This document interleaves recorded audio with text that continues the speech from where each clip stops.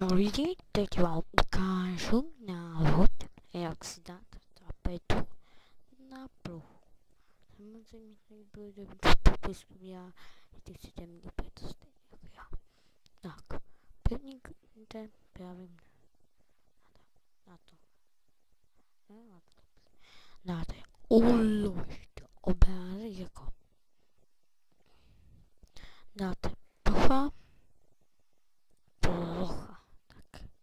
Dáte uložit tak.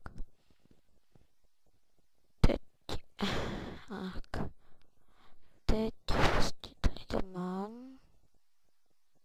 A dáte... No toto je salagi.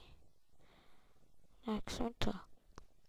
Nastavím pořadí plochy. Tak.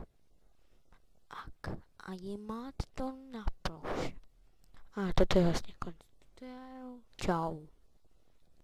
Čau.